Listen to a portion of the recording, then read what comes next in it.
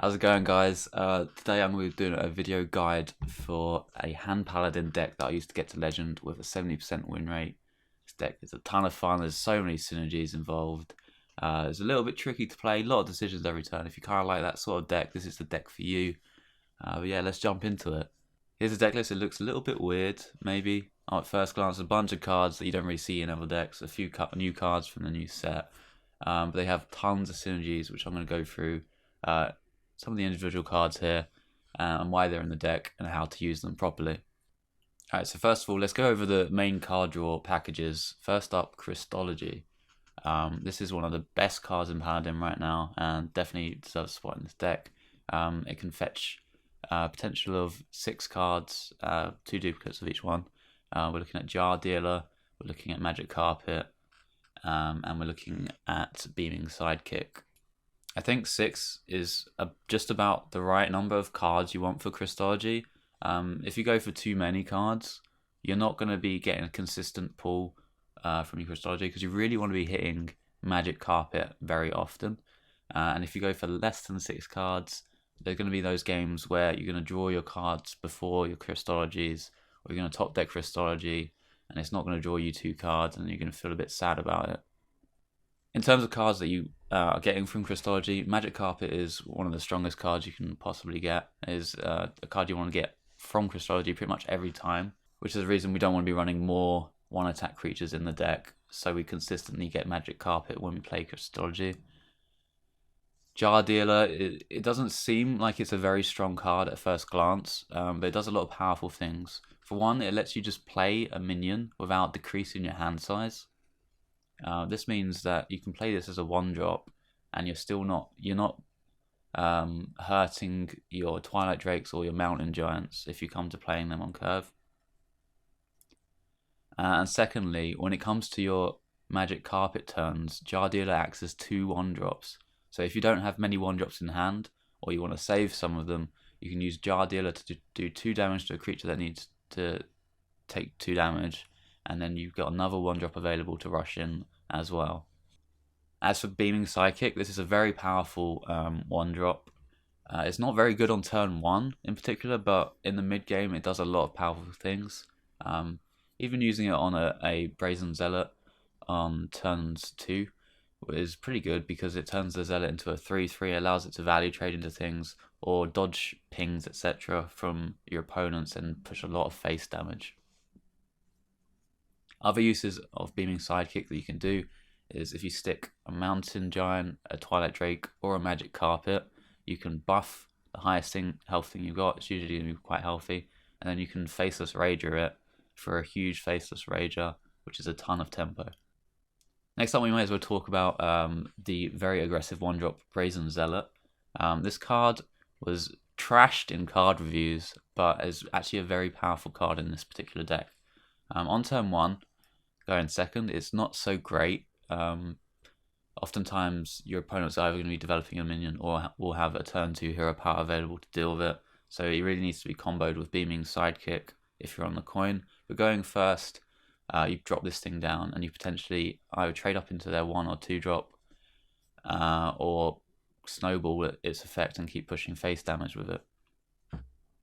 In the mid game, this thing is really powerful with Magic Carpet.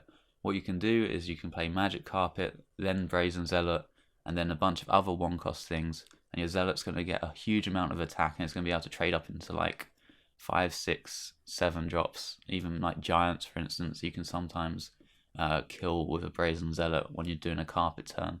It's an incredibly powerful card and definitely deserving of a spot in this deck. And then we have Sammoth's Queen. This is just a super powerful 2-drop, lots of resources, increases hand size, decent stats. It's exactly what you want from a 2-drop in this kind of deck. And then onto the 3-cost slots. We talked a bit about Magic Carpet already, but let's talk about Faceless Rager first. This is quite a unique card. You might think this card's like a bit bad because you can't really play it on curve ever. It's going to just be a 5/1 pretty much always on curve. But if you can combo it with Magic Carpet, oftentimes when you do a Magic Carpet turn, you're going to get board control, so your Magic Carpet's going to stick. Then you can next turn maybe Beaming Sidekick your Carpet, then Faceless Rager it. and that's going to be a great follow-up to a Carpet Turn. Or otherwise, if it's just a 1/6, getting a 3-mana 5/6 from a Faceless Rager is pretty strong. It's just great combo with Twilight Drake with Mountain Giant. It's just a really good card in the mid game, and it very often comes down with six or more health without too much trouble. Now let's look at the card draw options in the 3 slot. Zealot's Pride is a very strong card draw option. You can kind of compare it to Murloc Tasty Fin in Murloc decks, but this is 1 mana cheaper, which sells it pretty well. This thing can draw you your 1 health minions. There's a bunch in these decks, quite a large section, so you're not going to get as consistent draws as you will with Crystology, but this thing can potentially find you a Twilight Drake on curve, which is very strong, as you've buffed your hand size as well by playing Zealot's Pride, and it can find you a bunch of other 1 attack things, and it's a good refill card in the mid game. Ravencaller is somewhat similar, although it is immediate effect and it gives you 1-drop. So the way I like to use Ravencaller is not to drop it on 3 if I can. I'd rather be dropping Zealot's Pride or Bronze Herald than the Ravencaller, because they have better stats and they're a death rattle effect, so they're a bit slower to get into hand. Whereas with Ravencaller you can get it immediately. Oftentimes you'll have played like Sandmoss Queen or have some 1-drops in hand, so you can do a Magic Carpet turn and you use all of those 1-drops, and then you have none left in hand. Well, you can just drop a Ravencaller next turn and get 2 additional 1-drops and rush them in, so you never really lose out on tempo. Next in the 4-drop slots, Blessing of Kings, True Silver Champion. They're just 2 strong cards in Paladin. Not much to say about them. Good for burst damage, really. Twilight Drake, super strong card in this deck. Oftentimes, like if you look at the handlock decks of old, they would play this deck and their curve would look like Hero Power Life Tap Drake for a big Drake, and that would be good enough for them. For this deck, you don't even need to float mana. You don't need to pass your turn. You can literally curve out with minions and then still play a huge Twilight Drake on curve, which is really strong. Next in 5-drop slot, we have Glowstone Technician. Now this card can get insane in this deck. You're very often going to have a huge hand size whilst curving out with this deck. Things like Sandmoss Queen, Ravencaller, Zealot's Pride, etc. are going to give you a bunch of minions in hand and a bunch of 1-drops as well, especially, which are very powerful with Glowstone Technician. The problem with Glowstone Technician in the past is it's been really slow. Hand buffs have been really slow. There's no point adding a bunch of stats to your entire hand if you don't have the time to play your entire hand. Well, with this deck it's a little bit different. Because you run so many 1-drops and 1-drop generators, you're going to be able to dump your hand very quickly, and because of Magic Carpet, you're going to be rushing those stats in, so they're not actually going to be slow stats, they're going to be immediate effect a lot of the time with the Glowstone Technician. Super strong card, but I would be wary of getting too greedy with this card. It is a 5-mana 3/4, so you are going to lose a bit of tempo playing it on curve. Something you can consider doing instead is playing it on turn 6 with a 1-drop, and then you're losing less tempo.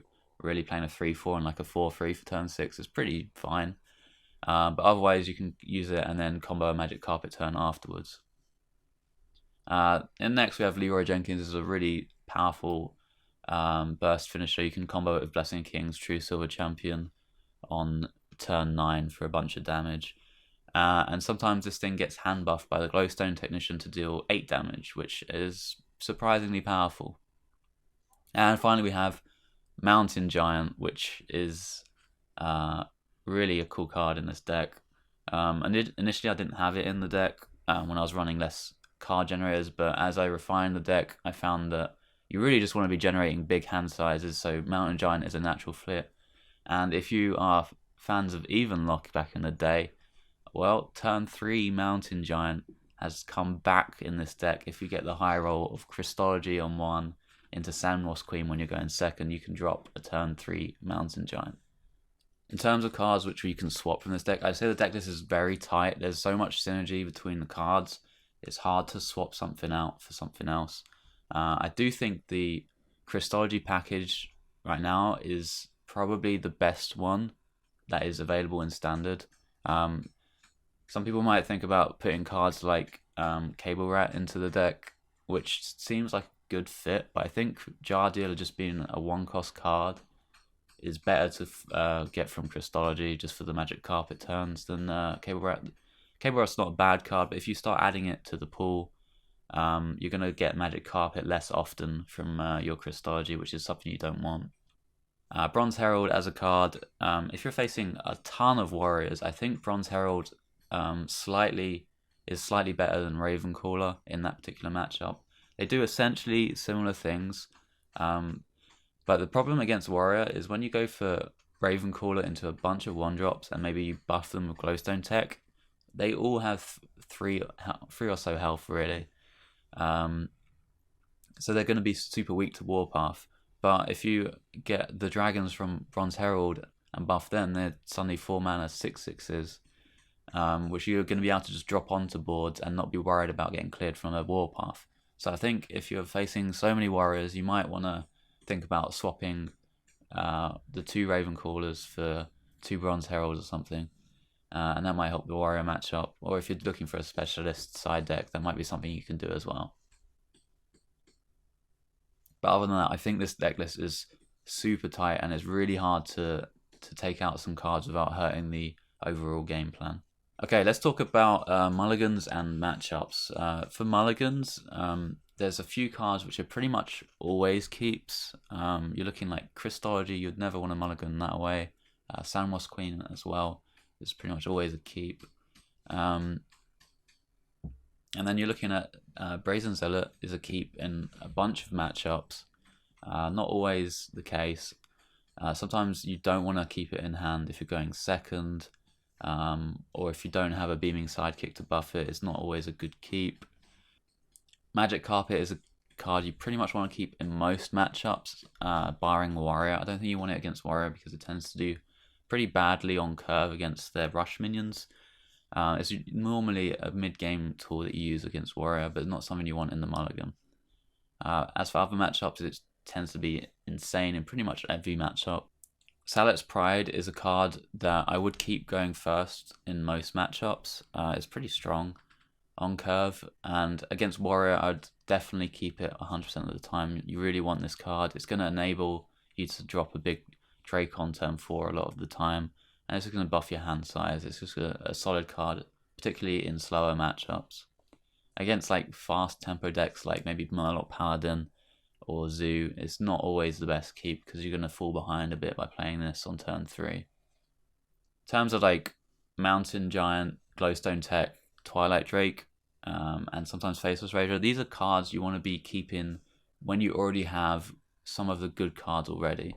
So say you've got a hand like Christology, Sandmoss Queen, suddenly you want to be keeping Mountain Giant with that hand. But if you only have Mountain Giant that you want to keep in your hand, it's not a good idea to just keep it in a vacuum, I don't think, because you're not always going to be hitting your hand size cards. I would rather mulligan away the rewards for hand size in favor of finding the hand size cards, if that makes sense. But if you have a particularly strong hand, you can consider keeping stuff like Drake, Glowstone Technician, Mountain Giant if you already have the hand size stuff before then. Something like Beaming Sidekick as well is not a card you want to be keeping in the mulligan unless you're comboing it in particular circumstances. The main one I would say is with Brazen Zealot. If you're wanting to go for an aggro start, which works pretty well against some decks, you can keep Zealot and Sidekick together, and oftentimes you're going to either wrestle board control from having essentially a 1-mana 3/3 that grows in Brazen Zealot, or you're going to be pushing a bunch of face damage that your opponent's going to have a hard time removing.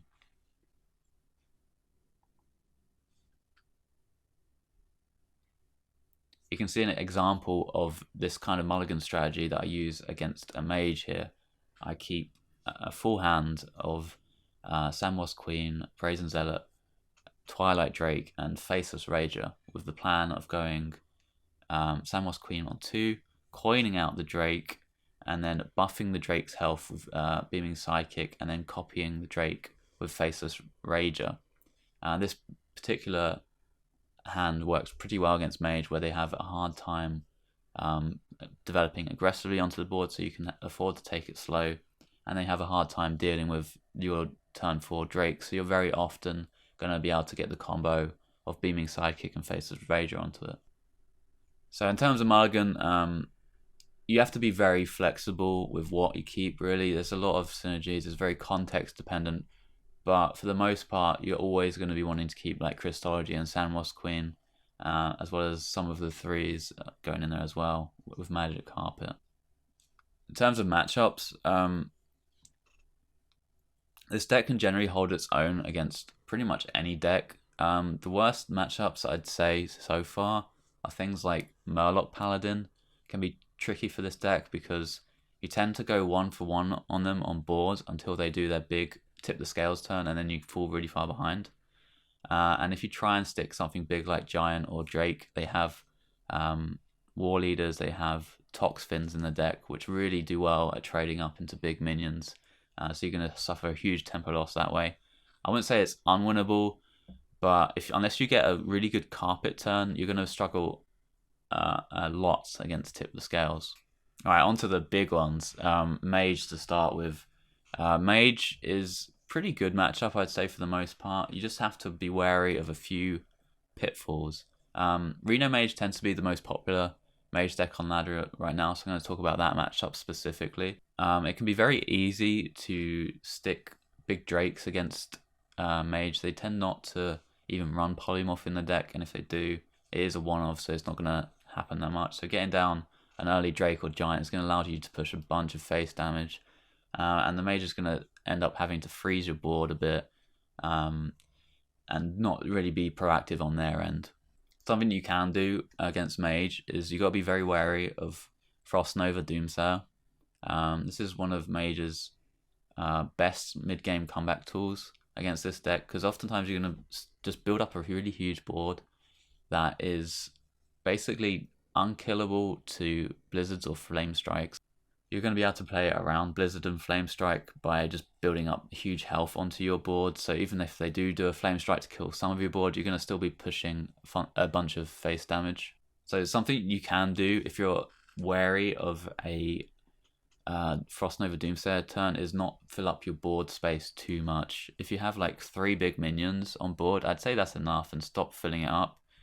Something you can do is if you've got Magic Carpet in hand and maybe some buffed 1-drops or a Brazen Zealot plus some other 1-drops, you can hold those in hand and leave the necessary board space available. So if they try to do like a freeze plus Nova turn, for example, you can just drop your Magic Carpet and then play your Brazen Zealot, buff its attack and rush it into the Doomsayer. And clear it that way, and you'll pull super far ahead. The nice thing about doing this narrow big minion strategy is, one, you've got a bunch of health on board, so you have enough health to play around Reno. He only does 10 damage, so you oftentimes going to have more than 10 health on board. Kind of similar to playing around Volcano back in the day, if any of you remember that. You want to just buff the amount of health onto the board and then keep pushing that face damage. And also, by playing a narrow selection of minions, you play around Zephyrus Brawl on turn 7.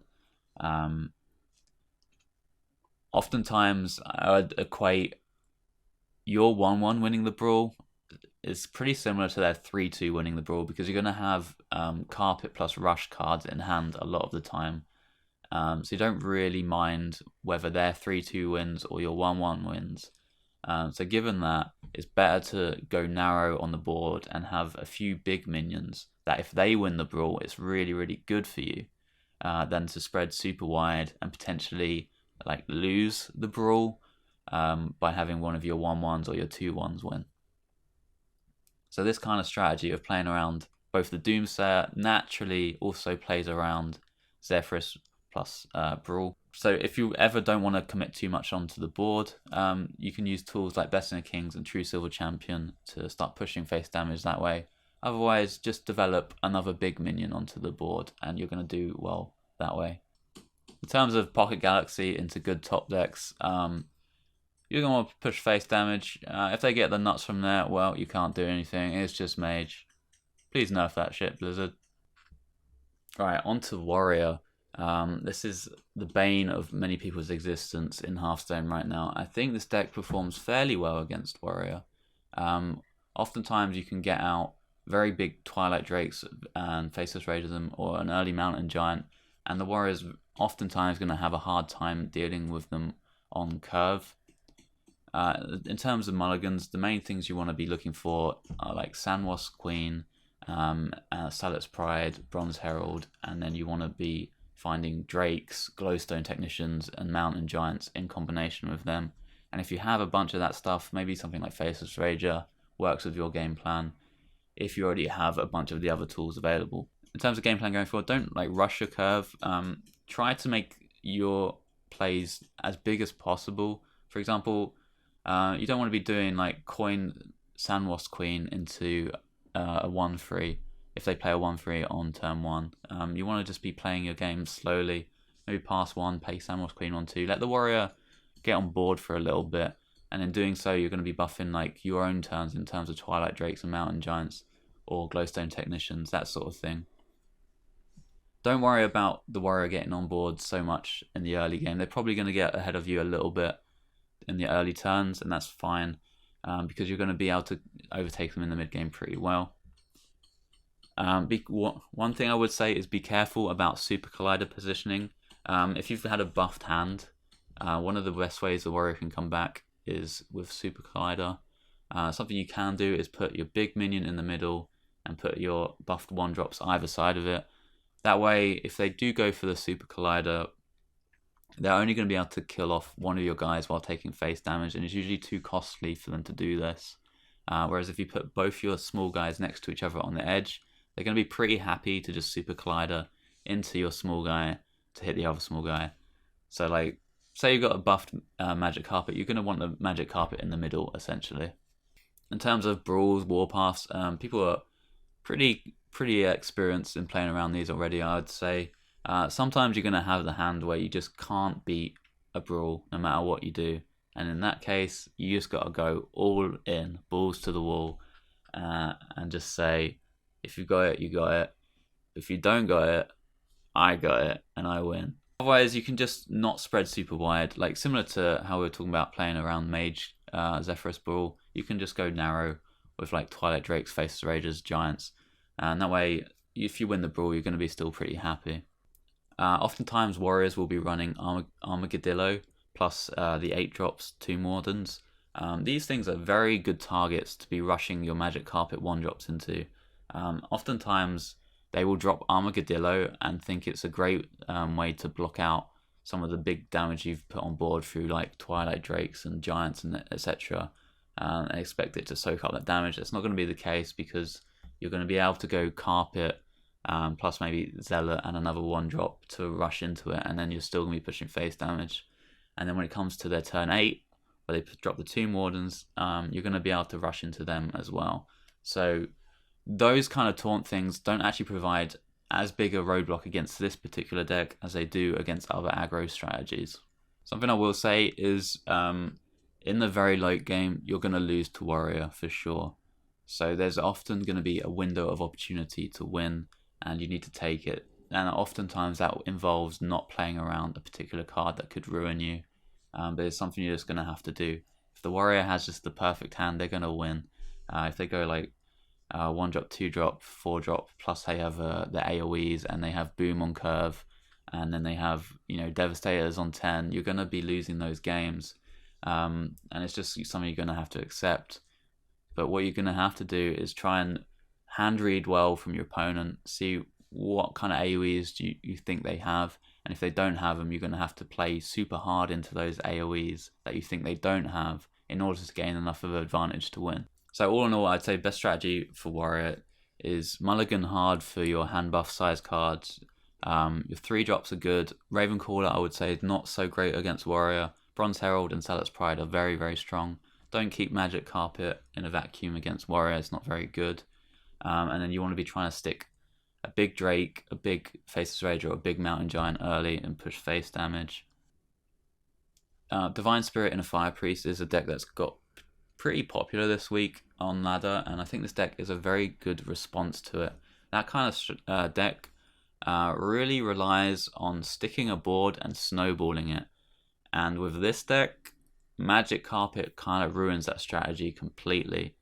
What you're going to be wanting to do against, if you run into this priest, is pretty much hard mulligan for Carpet unless you hit like a particularly strong other hand, something like Sandwasp Queen you want to be keeping regardless. Something like Brazen Zealot is going to be not that strong if you're going second, because you're not going to be able to buff its attack beyond 2, so it's going to trade poorly into stuff like Cleric, or if they have a Light Warden they can potentially buff it with Power Shield or with extra arms. So I wouldn't keep Brazen Zealot going second, I'd just go for the Carpet.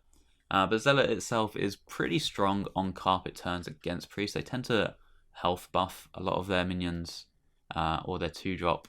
The Taunt guy tends to go up to its maximum of 6 health a lot of the time. So Zealot with Carpet can potentially be a great way to get back onto board. But generally, all you want to be doing is looking for that swing turn with the Magic Carpet. Once that Priest is off the board, they're off the board forever. It's so easy to keep them off the board once you're on it. Once you're on it, the only thing that I would say to worry about is Wild Pyromancer. So in terms of doing trades, you might want to avoid doing all the value trades in favor of having a few higher health minions on board. Say you've got like a 4/4 and a 4/1 against a priest. It might be a better idea to trade into their free attack creature with your 4/1 and leave your 4/4 nice and healthy. That way, you're not giving the priest a way to get back into the game with a Wild Pyromancer turn. But yeah, overall, it's a pretty strong matchup. And if you're facing a lot of priests and you're a bit worried about them, this is kind of a deck you want to be using against them, because it really, checks all the boxes in terms of things they have trouble dealing with, which is big minions and Magic Carpet, essentially. One last thing I will say about Magic Carpet turns is the maths can sometimes be quite long and taking, as well as all the animations and stuff. So I would recommend getting into the groove of what sort of order you want to be going in. It's usually going to be something like Carpet plus Zealot first, and then your other things. You want to be trading Jar Dealers into 2 health things straight away to see what 1-drops you want to be getting as well. But you really want to be starting these turns very quickly. I myself have roped out so many turns of Magic Carpet and left my opponent up with a huge minion on board and lost the game because of it. And essentially you just want to be starting quick and then doing the maths while you go along. That way you don't worry about roping out those turns, because they do take a lot of time. They do require a bunch of thinking. So just give yourself the best possible chance by just dropping the Carpet and starting straight away if you're sure you're going for a Carpet turn. Alright, that's going to conclude the deck guide for today. This is a super fun deck. I'm very happy with how it's turned out. It's very fun to play. A huge amount of decision points every turn, which is something I love in a Hearthstone deck. And it's very, very powerful. Definitely a little bit of a meta breaker as well. My name's Jambre. Thanks for watching. Special thanks to Super Sam for helping out with this deck guide. You can follow me on Twitter at JambreHS, or you can follow me on Twitch at twitch.tv/Jambre, where I will be streaming this deck if you want to see the master at work, as it were. That's it for now. Thanks for watching, guys, and I'll catch you in the next one.